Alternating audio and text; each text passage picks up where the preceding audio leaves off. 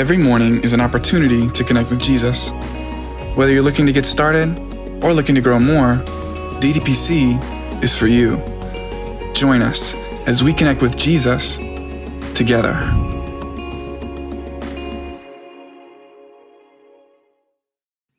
All right, welcome everybody and good morning, and thank you for tuning in to today's episode of DDPC. It is a joy to have you on today. I'm your host, Pastor Chris. DDPC stands for Daily Devotions with Pastor Chris, and it's good to see so many of you jumping on and being a part of this stream this morning. Beautiful, beautiful Tuesday morning here in Connecticut, and I hope that you are experiencing the same kind of amazing weather wherever you are today. We have people who join us from around the country, and so I don't know. My sister called yesterday, said it was 107 heat index in Oklahoma yesterday. So yeah, it's not that hot here. We're about 35 degrees colder here. So, but it's very, very comfortable, very wonderful, and it's a great day. And I'm going to get into some of the details of that here in just a minute. But before I do, let me just say hello to a few of our friends here this morning. Nice to have John Cookson on, and Jacqueline Campoli, and Daniel Lozovikas, and Michelle Rodriguez, and Tom, and Colette Jagoda, and Denise, and Yvonne LeBlanc, and Rocco Baldino, and Joe Duhamel, and Eileen Thoma, and my dad. Good morning, 60 degrees there, and 78 here. Heat index is 105 to 110. Okay, good day to not be in Arkansas. Amen.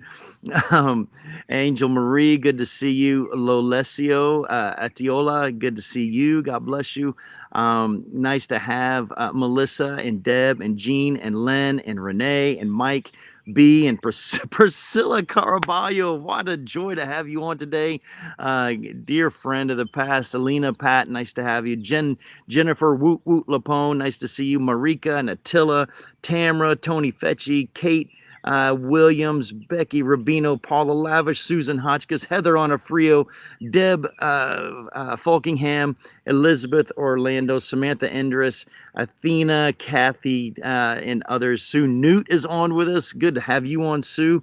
God bless you. Xavier, nice to have you on. Sarah Carlack, Narda just jumped on. More coming on as we speak. It is a joy to have you guys. So thank you for being on with us today. Hey, Aunt Cindy, nice to see you as well.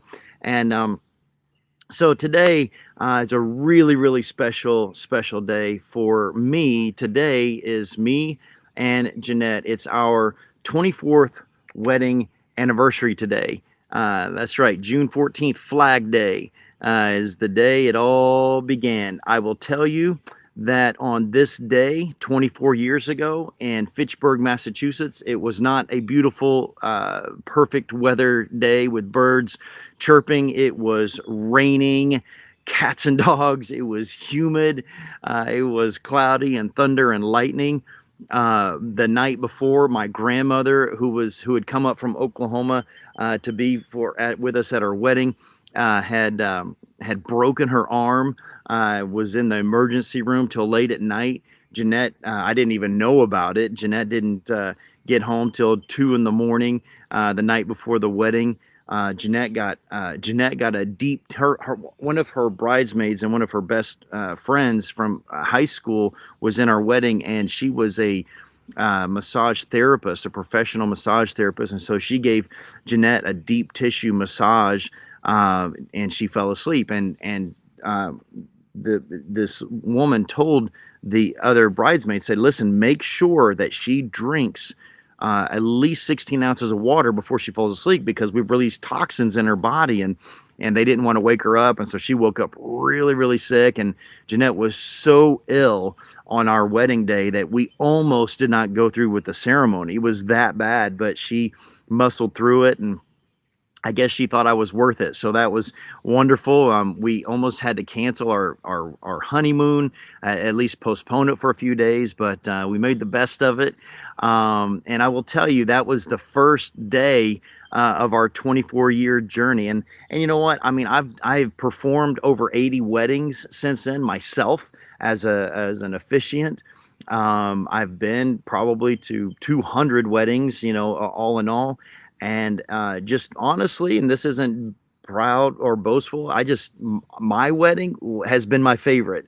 And it just was just an amazing, amazing day. And it was the first day of a 24-year journey that I can honestly say, and I'm going somewhere with this biblically, so this isn't just the talk about Chris show, I promise.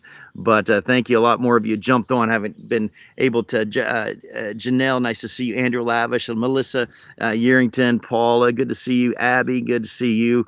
But I will tell you that since that day, 24 years ago, I can say with absolute conviction and all honesty in my heart, our journey has just gotten better and better and better every single year. And as we have journeyed over these, 2.5 decades nearly, people often ask us, what's the secret sauce? Why are you guys so happy? Why do you seem to not fight and this and that and the other? And we've been asked that multiple times. And here's what I want you to understand. And again, we're going to get to the scriptural portion of this. But I don't think that Jeanette and I are anything special. It's not that we are better than anybody else. Everybody has an opportunity to have an amazing, amazing union together. But I will also say that for all the good that has happened and for all the positive things that you can pull out of somebody's relationship, make no mistake, every couple goes through tremendous struggles. Hardships are a part of life, and everybody goes through them. And though we are happily married, we have not had an easy go of it. It has been work, and marriage is work, and love is a choice. The Bible says that for God so loved the world that he gave. It is a sacrificial choice. You don't just fall in love and fall out of love. Like you have attraction, you have mutual affection, and then you have a choice to choose to invest into that relationship every every minute. Because sometimes you can push each other's buttons so hard, you're really like, I don't love you right now, or really be more about liking them, I would suppose. But we haven't had an easy go of it. We have experienced multitude of hardships. We've experienced some extremely hard times, lots of sickness that we've had to battle, and harsh, man. We went through a season in our life where we faced some really, really harsh betrayal and just some deep, deep hurt, which caused trust issues for us, and painful losses. I remember, one of our students, only 16 years old, who suddenly died from a staph infection, and like what to do with that, and losses of people that we love and that we've held dear, and friendships that have come and gone, and people who have come in our lives and out of our lives. And it's that's hard. We spent the first 3/4 of our marriage barely having enough money to get by week to week. And I'm talking like barely. The first half of our marriage, we weren't making enough to make ends meet. I mean, our first like 2 years was really, really good. But then once we started having kids, we literally were drowning in debt. In fact, I remember hearing about Dave Ramsey's book on reducing debt, and we actually charged that book on a credit card. Talk about the irony, because we had no money. We had $0. We were like, we got to do something. And so we had to figure it out, and God just opened up doors, and the miracles that God did for us when we had nothing else.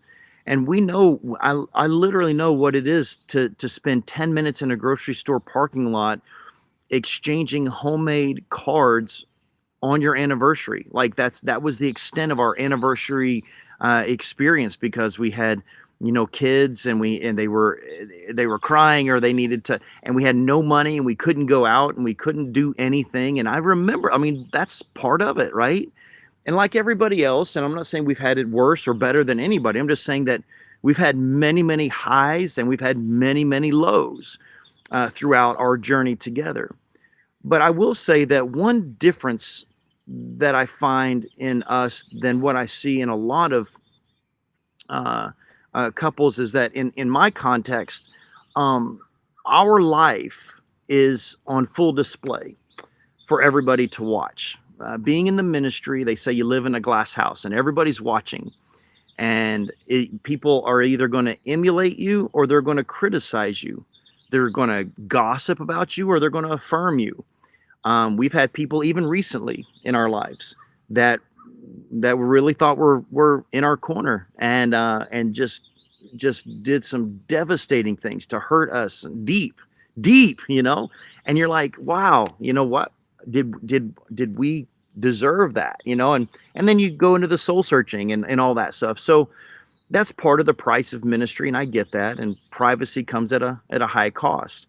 But through all of that, through the struggles and the betrayals and the financial pressures and the this and the that and the people coming in and out of your lives and the things and people say and all those things, I will tell you, sickness and in health and blessings and in cursings, like we have been blessed to have an amazing, strong marriage.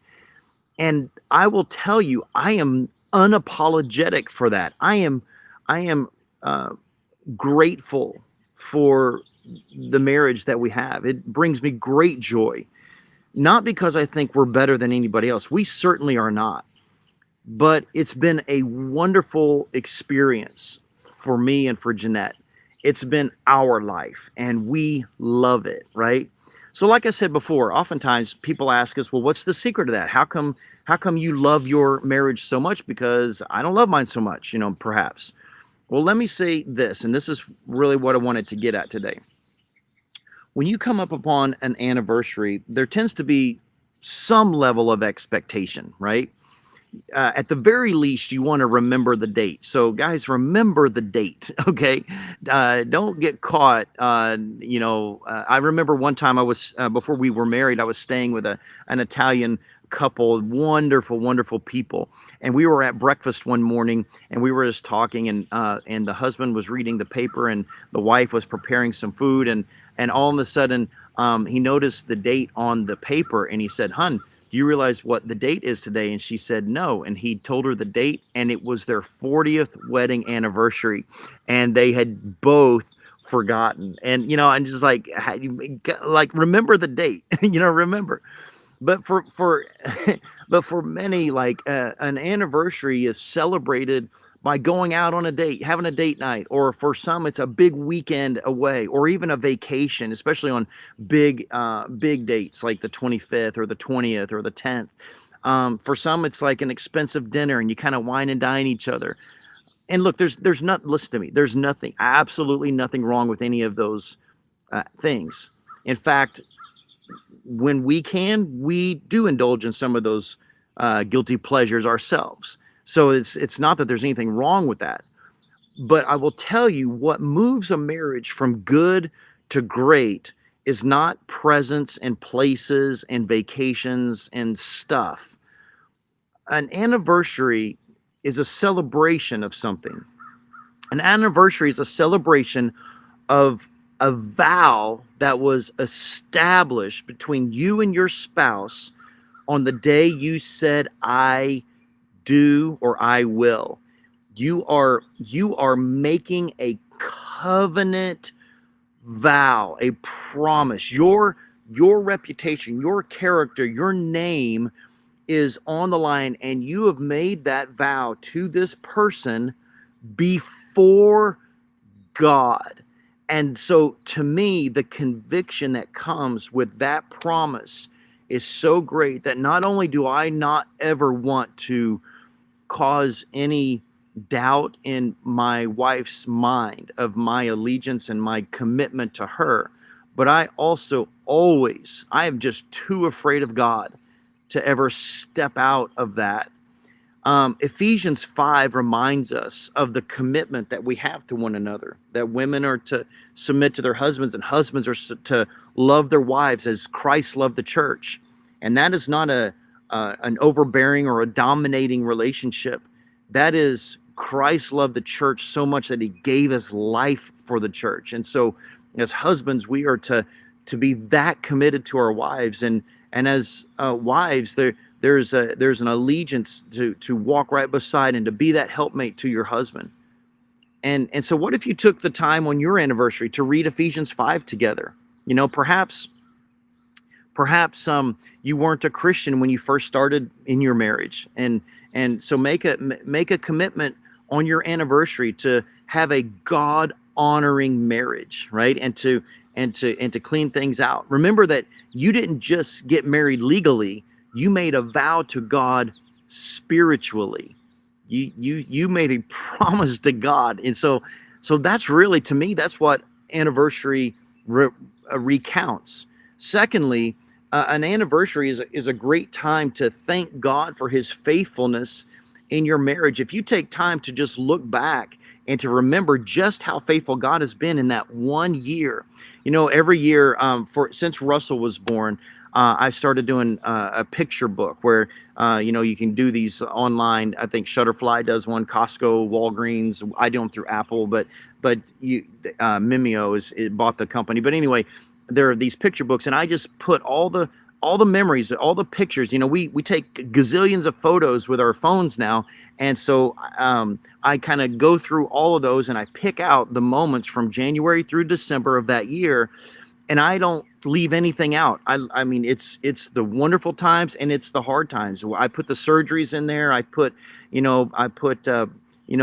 people that even hurt us at times. They're in those books. It's a memoir. It's a remembering, because it's a thing for us to be able to recount. And I put little captions tied in with scripture so that we remember that God was with us here, and he was with us here, and he was blessed us here, and he held our hand here, and he was covering us and protecting us from this. And we can look back and see just how faithful God has been in that past year. And it's good to reflect on that. And your anniversary is a great time just to take time and say, wow, God has been good in this past fiscal year. And recount the wonderful moments that God showed up in your marriage. Meditate on the past year and how God brought you to the two of you through stuff. Maybe you're going through, life changes. I mean, our girls are adults now, and it's different. Our relationships are different. The way we speak to each other and counsel and all that stuff, it's different for us. And Jeanette and I were in the teenage world for 15 years before we had teenagers. And then we had teenagers for 9 years. So it was like a lot of our life was just like that, those teen years. And that we had that in the bag, man. Like, we had the teen thing down, and now they're adults and we're like, whoa, we got to talk to you a little different. Pray that you will love each other the way that Christ loves you. Memorize the glorious and grace-filled version of love in 1 Corinthians 13, the love chapter. Just take time and soak that up and be like, well, what is love? Love is patient. Love is kind. It's not puffed up, right? And it's not focused on self, but it's focused on the other person, right? It's sacrificial. It's giving. It's an emptying of yourself for the other one, and maybe plead with God day by day for the grace that you need in this gospel portraying partnership, right? Your relationship should help to further the calling that you have, right? You guys there should be a partnership there. So it's a good time to reflect. Anniversary also lets your union become an example to other people. And maybe it opens up doors for you to share what it really makes to make things work. I know that people do this with people who've been married 50, 60 years. Often they'll say, what's the secret of marriage? What's the secret of marriage? And can I tell you that it's never about vacations, and it's never about, looking a certain way. The secret, every time I talk to people, I always hear this: keep God first. I can't remember the last couple that's been married north of 60 years that hasn't told me, keep God at the center. Keep God at the center. Keep Jesus as your as your focus, and be honest and trust and believe in each other. Like, these are character traits, right? And and so this is the stuff that you want to be able to pass on to the generation coming behind you. So let your relationship, let your marriage be one that is worthy of emulating. And the only way that happens is when the two of you are focused on Christ. You know, when we do marriage counseling, we always talk about the triangle. And that the way this works is Jesus needs to be up here. And if the husband's here and the wife's here, as long as we are both focused on Jesus, guess what? We keep growing closer and closer and closer together. But if I've got one focused on Jesus and one focused on career, guess what? We're falling further apart. And so that's why it's so important to not be unequally yoked. Because if you're quote unquote in love with somebody who isn't as in love with Jesus as you are, man, I am telling you, you're going to do this. You're going to miss each other, and at some point you're going to be heading further and further in your relationship with God, and they're going to just dip out, and you're going to, at some point, you're going to start going opposite directions. And so on your next wedding anniversary, refuse to get lost in finding the perfect gift, right? Or planning the expensive honeymoon do-over. I mean, those are fine to do, okay? That's all great. But by all means, and you should get a gift. You should do something like flowers, a card, a dinner, a jewelry, or the something. You should do something. Don't do nothing. But remember that God is the creator of tradition, and He made it so that it would be markers to help you find Him. That those traditions are really about finding the Lord. And when you find the Lord, you find yourself. When you find the Lord, you rekindle the relationship. So perhaps today's DDPC is a bit self-serving, maybe. I don't think so, but it's my anniversary, and I'm thankful to God for blessing me with an amazing partner in ministry.